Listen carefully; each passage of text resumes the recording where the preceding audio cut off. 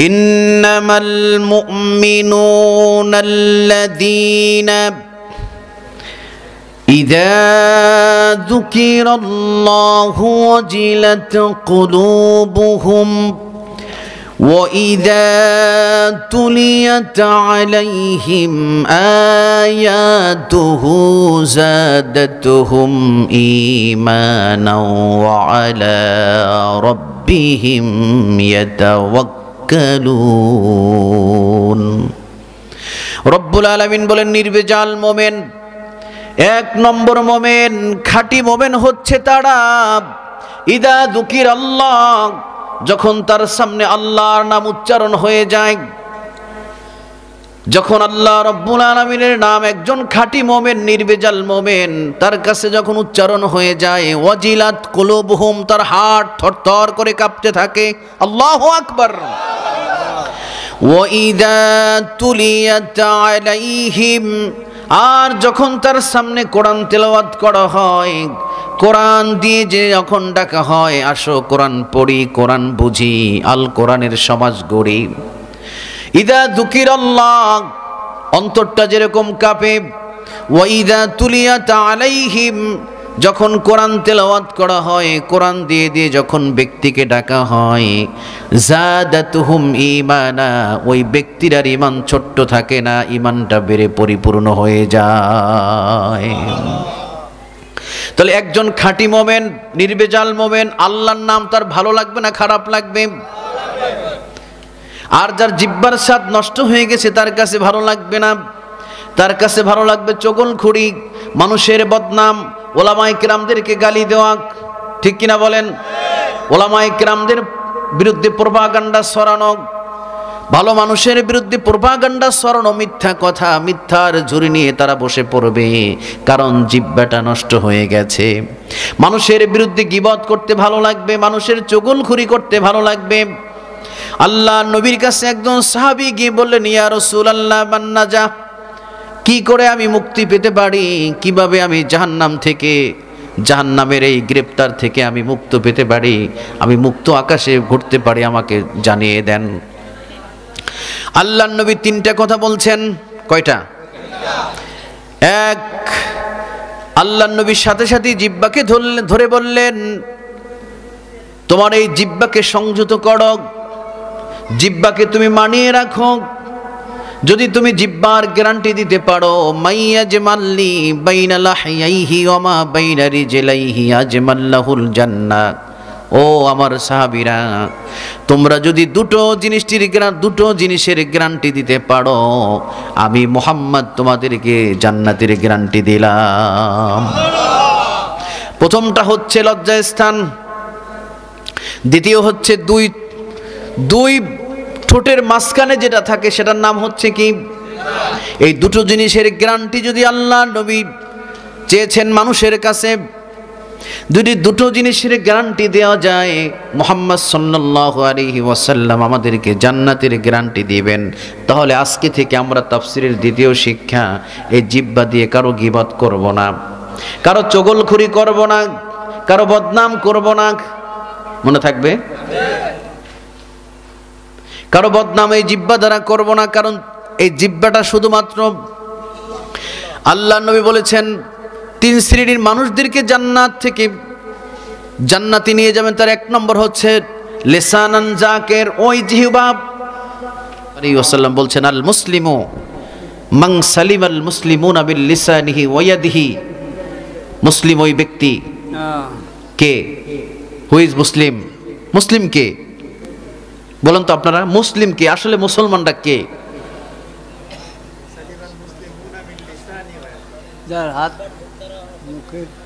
বড় দাড়ি আছে, বড় একটা কুর্তা আছে, বড় একটা পাঞ্জাবি আছে, রুমাল আছে মাথায়, একটাও নাই, ওগুলো একটাও নাই।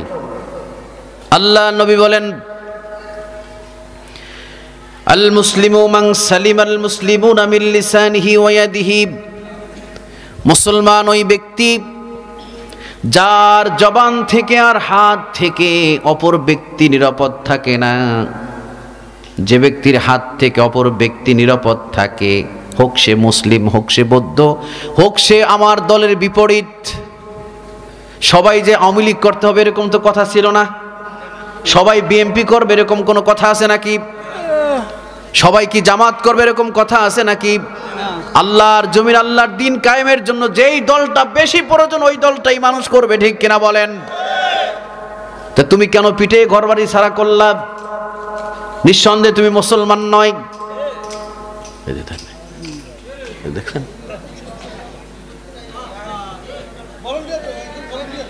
একজন ব্যক্তি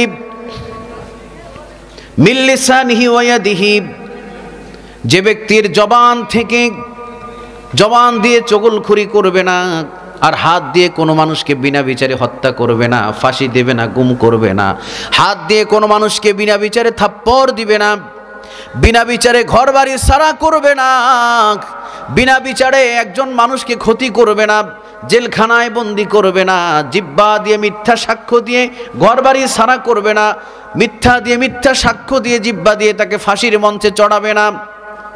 যদি এটা করে তাহলে সে মানুষের মধ্যেই পড়ে না।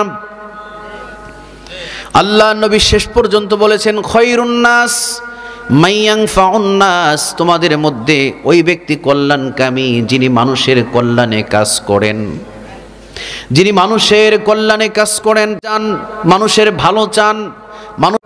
আমরা মানুষের কল্যাণে কাজ করব না অকল্যাণে কাজ করব? জোরে বলুন। কল্যাণ চাই না কল্লা চাই?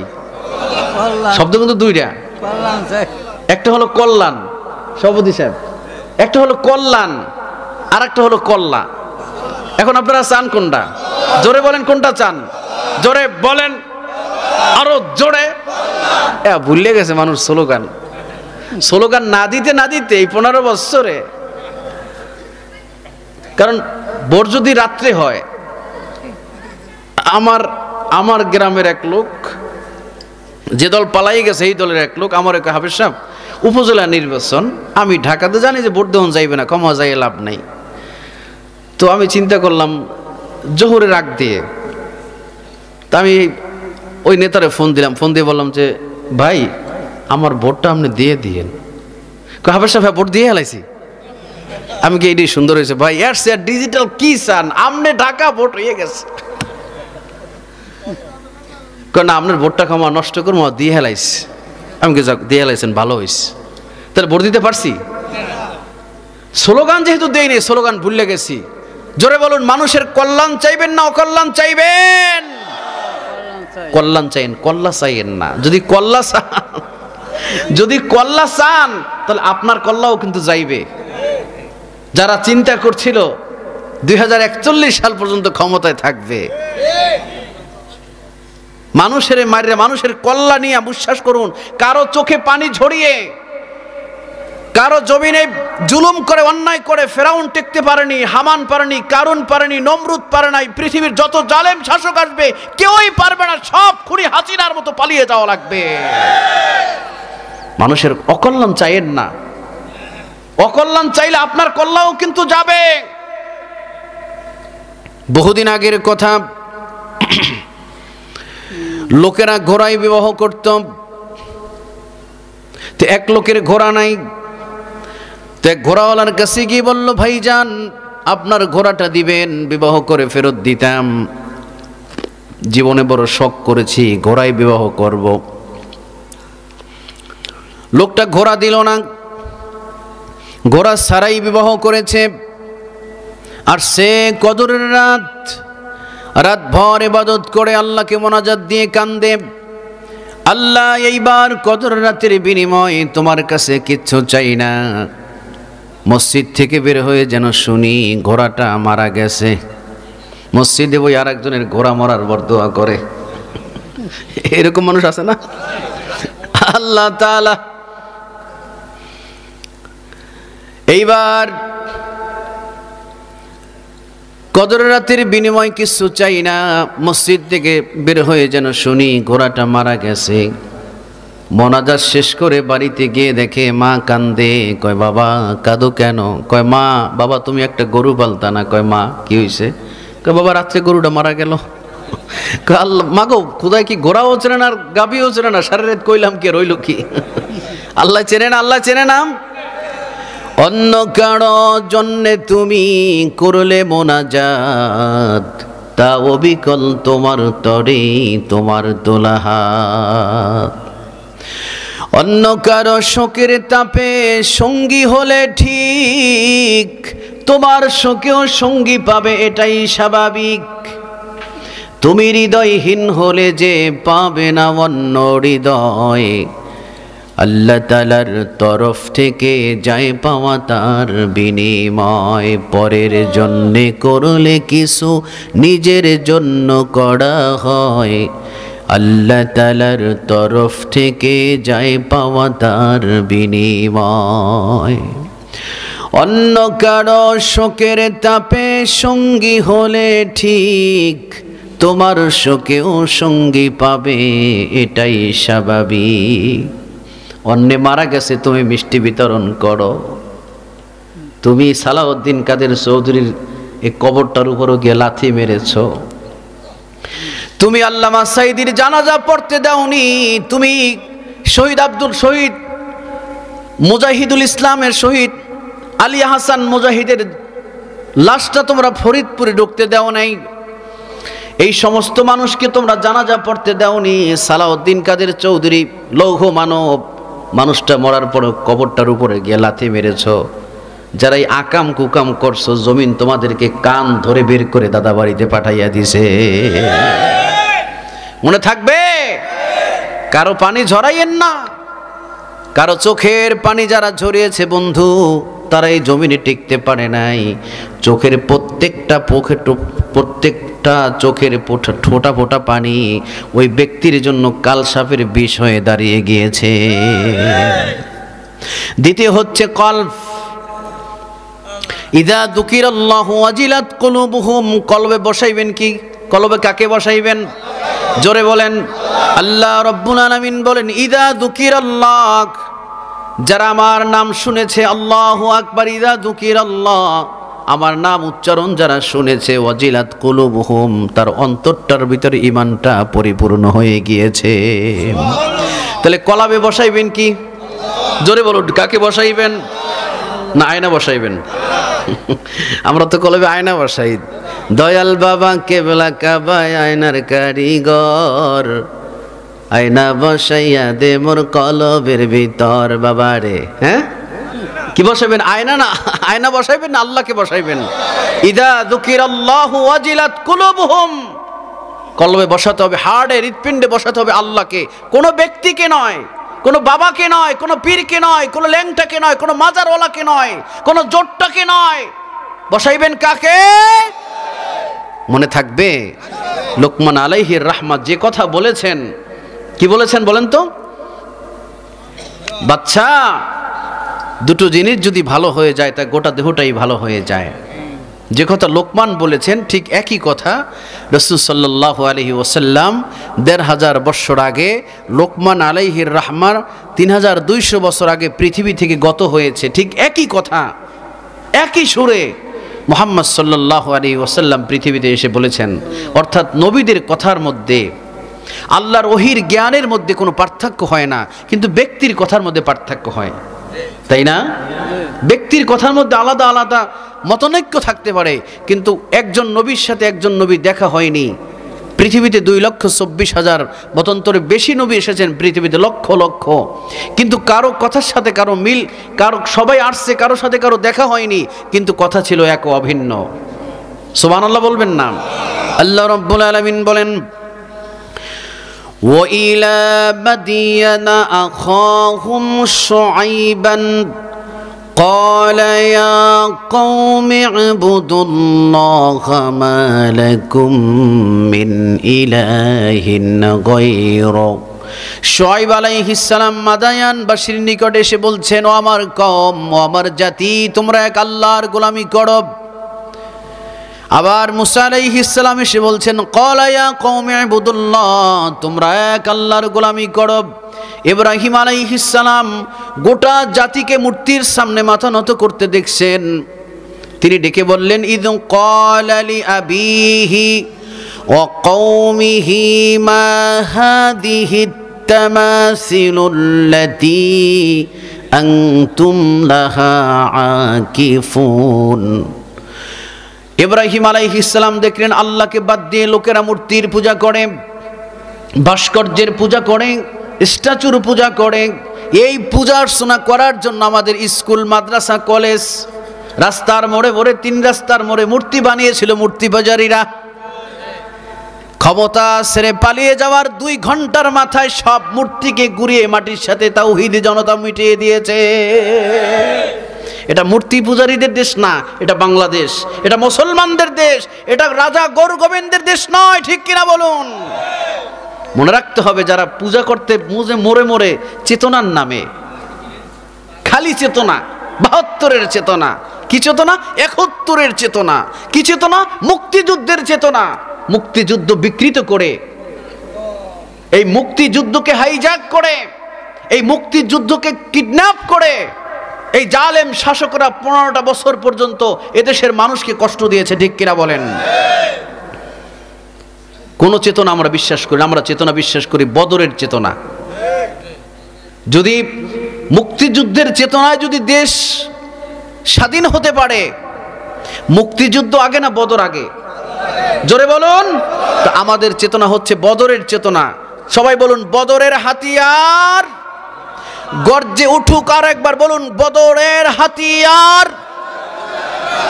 আমরা এই চেতনানাশক ঔষধ আর খেতে চাই না।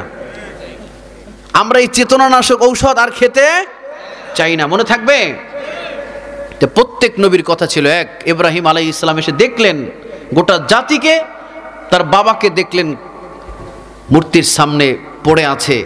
তিনি বললেন, তামাসিলুল্লাতী আনতুম লাহা আকিফুন।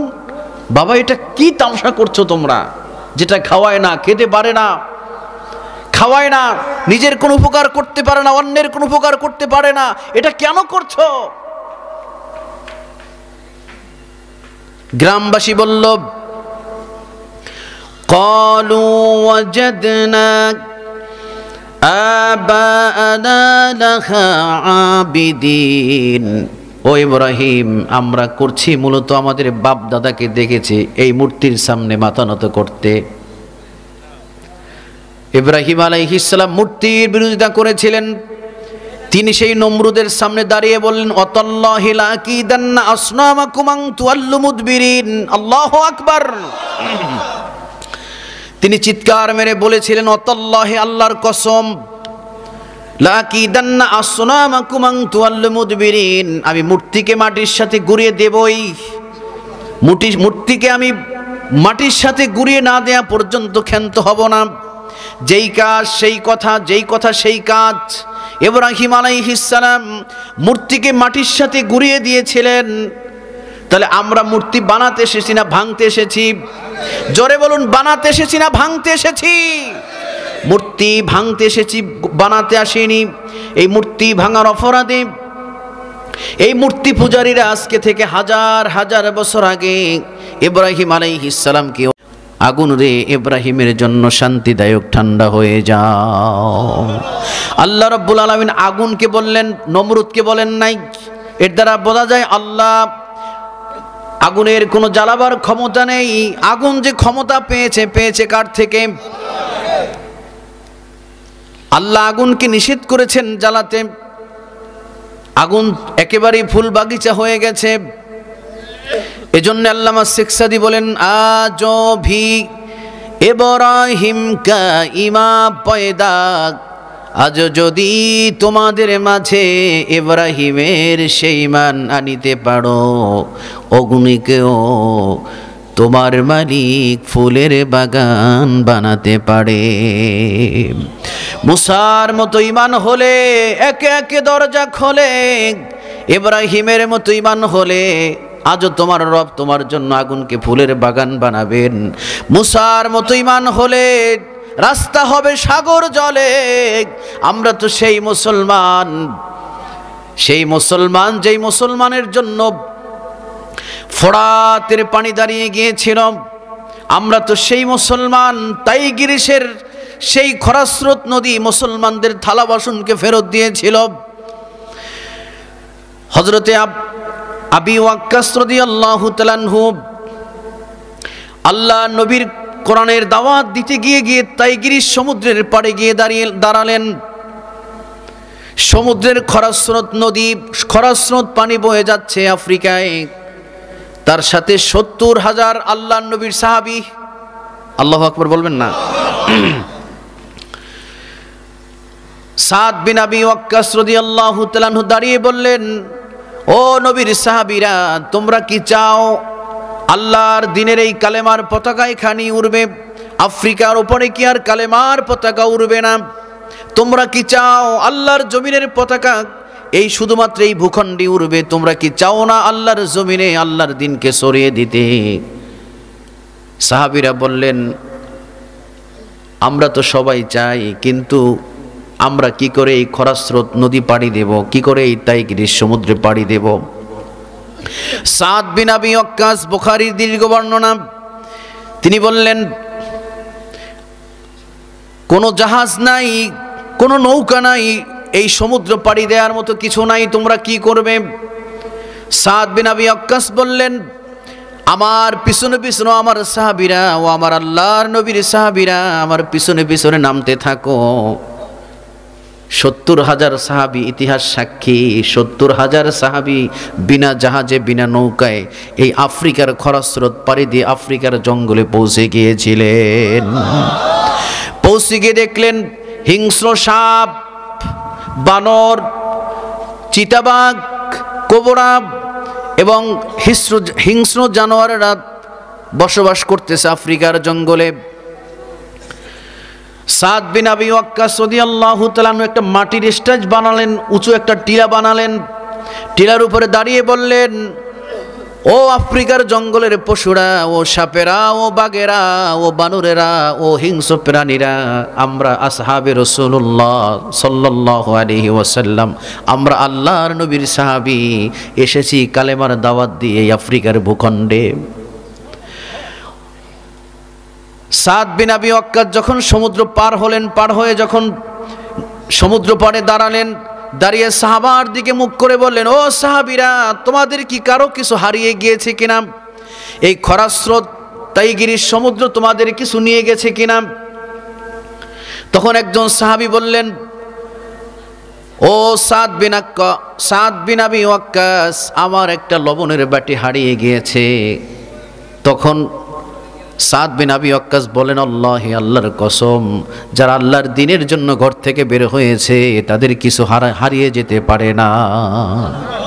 এ কথা বলার সঙ্গে সঙ্গে দেখলেন সমুদ্রের ঢেউ তাকে লবণের বাটিটা ফিরিয়ে দিয়েছে।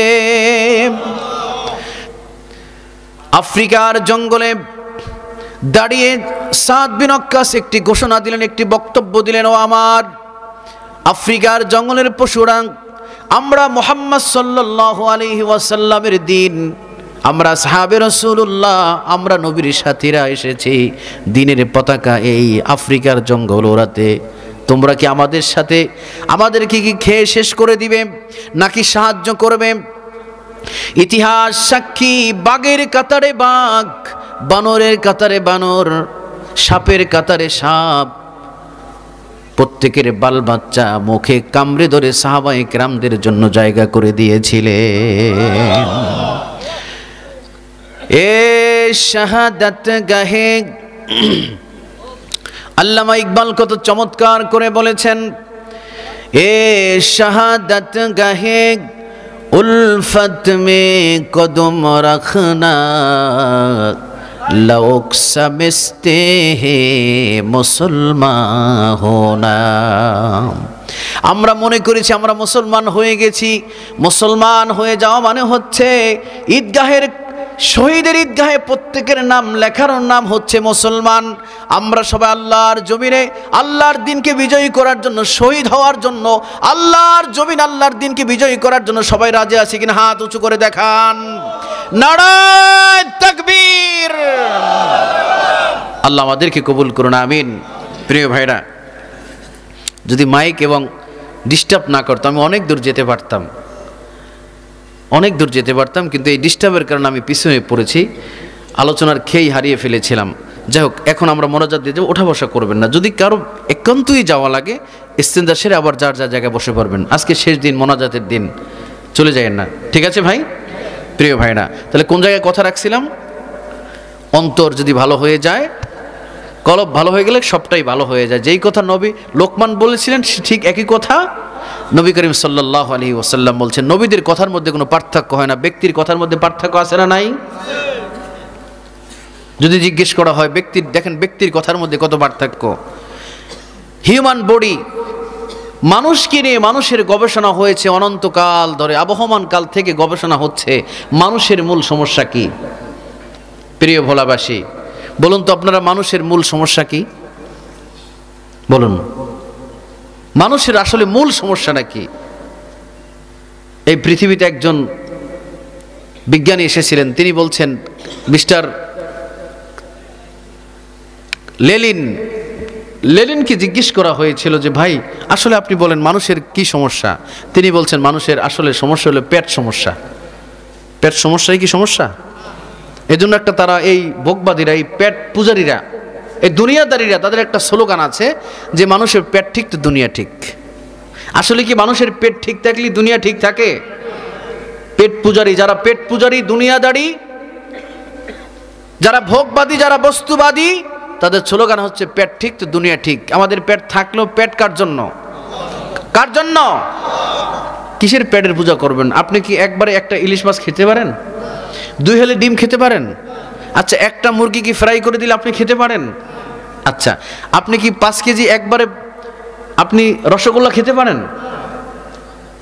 একেবারেই সামান্য, স্লাইড, অল্প। অতএব পেট পূজারি না। পূজা হবে কার জন্য? গোলামি হবে কার? আমরা পেটের গোলামি করি না, গোলামি করি কার? এরপরে আসছিল একজন কালমার্কসে জিজ্ঞেস করা হয়েছে আপনি বলুন আসলে মানুষের কি সমস্যা? তিনি বলছে আসলে মানুষের পেট সমস্যাটা কোনো সমস্যাই না, মানুষের মূল সমস্যা হলো মানুষের স্বাস্থ্য সমস্যা। এই জন্য তাদের স্লোগান হল স্বাস্থ্যই সকল সুখের মূল। কি কথা আপনারা শোনেন নাই ভোলার ভাইরা? স্বাস্থ্যই সকল সুখের মূল। আচ্ছা, মাহফিল শেষে 2 জন চোর স্টেজের বাইরে ধরা পড়ছে। একজন চোরের স্বাস্থ্য খুব ভালো, আর একজন চোর একেবারে হালকা পাতলা। এবার আপনারা বলেন মারবেন বেশি কারে? এই যে মোড়াডারে মারবেন, একেবারে ভোলাইয়া ভাষা, মোড়াডারে মারবেন। তো বোঝা যাচ্ছে স্বাস্থ্যই সকল সুখের মূল নয়, স্বাস্থ্য অনেক সময় মাইরেরও মূল হয়। মাইরেরও মূল হয়। এরপর একজন বিজ্ঞানী আসছে যার নাম হচ্ছে চার্লস ডারউইন। তাকে জিজ্ঞেস করা হয়েছে স্যার গেছিলাম লেনিনের কাছে, লেনিন বলছে মানুষের স্বাস্থ্য সমস্যা মূল সমস্যা, কার্ল মার্কস বলছে মানুষের পেট সমস্যা বড় সমস্যা, আপনি বলেন কি সমস্যা? তিনি বলেন আসলে মানুষের পেট তো বড় কথা না, মানুষের স্বাস্থ্য তো বড় কথা না, আসলে মানুষ তো মানুষই না, মানুষ হলো বান্দর। নাউজুবিল্লাহ বলবেন না? মানুষ হলো বানর। আমরা কি বানর? যেই বিজ্ঞান আমাদেরকে বানরের কাতারে নিয়ে যায়, সেই বিজ্ঞান দিয়ে প্রসাব করে পানি নেওয়ার ঢিলাকুলুপ করাও জায়েজ নাই। সেই বিজ্ঞান, যেই বিজ্ঞান চার্লস ডারউইনের থিওরি অফ এভলিউশন, যেই বিজ্ঞান সেই জার্মানে চার্লস ডারউইনের দেশে, সেই বিজ্ঞান 2006 সালে নিষিদ্ধ করা হয়েছে। আর সেই বিজ্ঞান, সেই পড়া আমাদের পাঠ্যপুস্তকে দিয়ে আমাদেরকে নাস্তিক বানানোর যারা ষড়যন্ত্র করেছিল, আমাদেরকে যারা জাফর ইকবাল আর শাহরিয়ার কবির আর মুনতাসির মামুন বানানোর ষড়যন্ত্র করেছিল, সব অন্দরের গর্তে গিয়ে পালাইছে। আমরা মানুষ থেকে এসেছি, আমরা বানর থেকে আসিনি, মনে থাকবে প্রিয় ভাইরা। এবার আসুন, লোকমান কি বলছিলেন তার সন্তানকে? কেন আল্লাহ তাআলা নাম রাখলেন এই সূরার নামে? কেন আল্লাহ তাআলা লোকমানের নামে সূরার নাম রাখলেন? না রাখছেন এই জন্য যে, কথা শুনতেছেন ভাইরা? আর কতক্ষণ বলতে পারি আমি? আধা ঘন্টা। রাইট, দামি কথা বলছে, আধা ঘন্টা। আধা ঘন্টার মধ্যে কি উঠবেন না? সম্মানিত ভাইরা, লোকমান একজন ব্যক্তি, ঠোঁট মোটা, চ্যাপ্টা বিশিষ্ট ব্যক্তি, কালো বিশিষ্ট ব্যক্তি, ছাগল চড়াতেন, দর্জির কাজ করতেন, থাকতেন সুদানে, আফ্রিকা সুদানে থাকতেন। এই যে কথা মনে রাখতে পারছেন, মাশাআল্লাহ। এরপরে এখন ওই লোকমানের ব্যাপারে আল্লাহ তাআলা বলছেন আমি লোকমানকে জ্ঞান দিয়েছি। লোকটা কালো, তাতে অসুবিধা নাই, কিন্তু লোকটা জ্ঞানী, তাই না? আবার দেখবেন কিছু মানুষ আছে একেবারে চিকন মানুষ, গোটা আপনার এই এলাকার নাম কি এটা? দক্ষিণ চাপড়ি। এই পুরো গ্রামটার একটা ফেস লাগাই রাখছে। এরকম কিছু গ্রাম বাজারে গিয়ে মেম্বার সাহেব ডরের চুলে হারে সালাম দেয়, বিএমপি সভাপতি শুদ্ধ হারে সালাম দেয়, কোন সময় কোন ফেস লাগাই হেলায়, মসজিদের ইমাম পর্যন্ত ডরের চুলে সালাম দেয়। এরকম কিছু আসে না? পাতলা বুদ্ধিওয়ালা, চিকন বুদ্ধিওয়ালা মানুষ বাজারে গিয়ে নিজের টাকা খরচ করে রিক্সা ভাড়া দিয়া আপনার এখান থেকে তজুমুদ্দিন বাজারে গিয়ে বলতেছে, ভাই দুনিয়াটা নাই। কয় কি হয়েছে ভাই? কয় ভাই নিজের চোখে দেখছি। আরে বেটা কি দেখছস? কয় ভাই হুজুরে পোশাক করে পানি লয় নাই। এরা দুষ্ট মানুষ, এরা সমাজের কীট, এরা সমাজের প্রয়োজন, এরা দেশের প্রয়োজন, এরা ঘরের প্রয়োজন। প্রিয় ভাইরা, তো লোকমান আলাইহির রাহমা মূলত তিনি তার সন্তানকে উপদেশ দিয়েছিলেন, 10টা উপদেশ দিয়েছিলেন। আপনার সন্তানকে আপনি কি নাসিহা করবেন, কি উপদেশ দিবেন, কি ওয়াজ করবেন? ওয়াইদ ক্বালা লুকমানু লিইবনিহি ওয়া হুয়া ইয়াইযুহু। এই যে ওয়াজ মাহফিল লেখছেন না, ওয়াজ করবেন কোথায়? ঘরে না বাহিরে? ইয়াইযুহু, ওয়াজ করেছিলেন, নাসিহা করেছিলেন, সন্তানকে রিমাইন্ডার দিচ্ছিলেন, 10টা উপদেশ দিয়েছিলেন। কয়টা? এই বছর সব যদি নাও বলতে পারি, আবার দাওয়াত দেবেন আমারে, যেই ধমক দিছে এমন করে, ওটা আপনাকে ইচ্ছা, অ্যাজ ইউ লাইক, ওটা নিয়ে চিন্তা নাই। চিন্তা হচ্ছে যে 10টা উপদেশের দেখি কয়টা বলা যায় ইনশাল্লাহ। ঠিক আছে ভাইরা? যে লোকমান তার সন্তানকে উপদেশ দিয়েছিলেন আজকে থেকে 3200 বছর আগে। কই আপনি জান কই? তাড়াতাড়ি আসেন। যে উপদেশগুলো, এই উপদেশ মালাগুলো, এই নাসিহাগুলো, এই ওয়াজগুলো আল্লাহ তাআলার কাছে এত ভালো লেগেছিল যে আল্লাহ তাআলা বলেন, লোকমান তুমি তোমার সন্তানকে উপদেশ দিতে পারলা? যাও রে লোকমান, আমি তোমার নামে একটা সূরায় নাম রেখে দিলাম, হাল কানা লোকমান আও নাবিয়ান সালেহ। এখন প্রশ্ন হচ্ছে, লোকমান কি কোনো নবী ছিলেন? লোকমান কি কোনো ওলি? লোকমান কোনো রসুল ছিলেন? লোকমান ছিলেন একজন ব্যক্তি। কে ছিলেন? এতক্ষণ তারই বর্ণনা করেছি, যে একজন সাধারণ মানুষ, কিন্তু তাকে জ্ঞান দেওয়া হয়েছে, হেকমা দেওয়া। হেকমা কি? হেকমা হচ্ছে নলেজ। যেমন ইউতাল হিকমাতা ফাকাদ উতিয়া খায়রান কাসীরা, যে আমি যাকে হেকমা দিয়েছি, প্রজ্ঞা দিয়েছি, নলেজ দিয়েছি, আমি আল্লাহ তাআলা তাকে অনেক কিছু দিয়েছি। সুবহানাল্লাহ। যেমন ইশারের নামাজ কয় রাকাত? 4 রাকাত ফরজ, 2 রাকাত সুন্নাহ, 3 রাকাত নফল। এটা ইশারের নামাজ না, এটা বলো তো, এটা হলো ওইতের নামাজ। এটা আমরা মিলিয়ে পড়ি ইশারের নামাজের সাথে, এই জন্য মনে করছি এটাও ইশারের নামাজ। আসলে এটা ইশারের নামাজ না। এর জন্য একটা ওয়াক্ত আলাদা আছে, রাত্র 1:30 2টার পরে, যেটাকে বলা হয় অমিনাল লাইলি ফাতাহাজ্জাদ বিহি নাফিলাতাল লাক, ওটাকে বলা হয় তাহাজ্জুদ। ইশারের সাথে মিলিয়ে পড়ি এই জন্য যে আমরা ঘুমিয়ে পড়বো, আমরা রাত্র 1:30 2টা উঠতে পারবো না, এই জন্য পড়ে নেই। এখন এই যে আমরা 4 রাকাত নামাজ পড়ি, ফরজ নামাজ পড়ি, কোন জায়গায় রুকু নামাজ পড়তে হবে, এটা হলো জ্ঞান। এটা হলো জ্ঞান যে 4 রাকাত নামাজ, এই জ্ঞান সবার আছে না? কিন্তু কোন জায়গায় কি পড়তে হবে, রুকুতে কি পড়তে হবে, সিজদায় কি পড়তে হবে, প্রথম রাকাতে কি পড়তে হবে, দ্বিতীয় রাকাতে পড়তে হবে কি, বৈঠকে কি পড়তে হবে, এটা হলো হেকমা। আমি বোঝাতে পারছি? হেকমা এবং জ্ঞান এ দুটো মিলিয়ে হয়েছে, আল্লাহ তাআলা বলছেন নলেজ এবং হেকমা এবং জ্ঞান মিলিয়ে হয়েছে হেকমা। ওয়ালাকাদ আতাইনা লোকমানাল হিকমা, অর্থাৎ প্রজ্ঞাবান। শুধু জ্ঞান থাকলেই হয় না, জ্ঞানকে কাজে লাগানোর জন্য মেথড, মেকানিজম যেটা, সেটাই হচ্ছে হেকমা। আমি বোঝাতে পারছি? আচ্ছা, তো লোকমান আলাইহিস সালাম, লোকমান আলাইহির রাহমাত যখন জ্ঞান দিয়েছিলেন, জ্ঞান দেওয়ার পরে আল্লাহ শুকরিয়া আদায় করলেন।